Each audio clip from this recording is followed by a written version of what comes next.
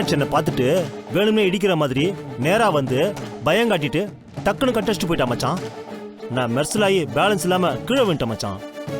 பாக்குறதாண்டா அவ டீசென்ட், நம்மளை விட லோக்கலா பேசுறா.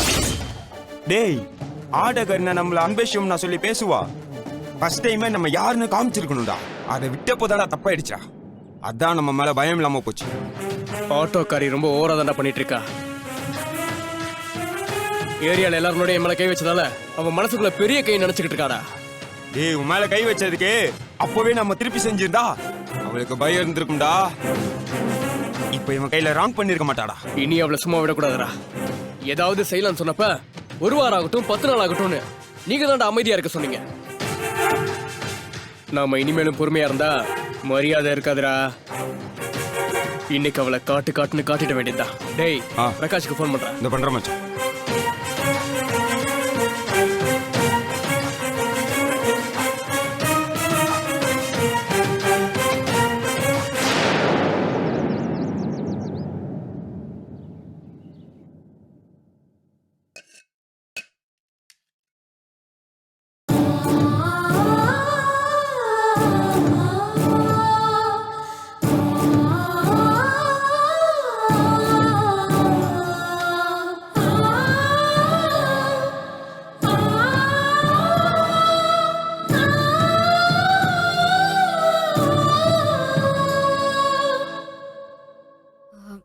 சார், பசியோட இருப்பீங்க, ஃப்ரூட்ஸ் ஏதாவது தரட்டுமா?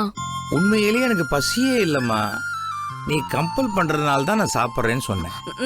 இல்ல சார், காலையில இருந்து நீங்க எதுவுமே சாப்பிட்டிருக்க மாட்டீங்க. இருங்க, ஆப்பிள் வச்சு கட் பண்ணி தரேன். நான் சொல்லி நீ என்ன கேட்கவா போற?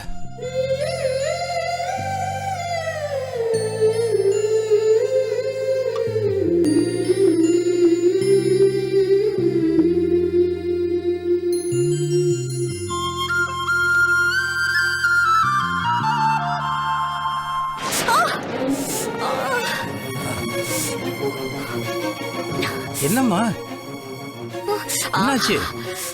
என்ன பொண்ணு நீ? கொஞ்சம் ஜாகிரதையா இருக்க மாட்டியா நீ? காஷ்மீர் ஆப்பிள ரத்த ஆப்பிள் ஆக்கிட்டியே. பெருசா ஒண்ணும் இல்ல, பாத்துக்கிறேன்.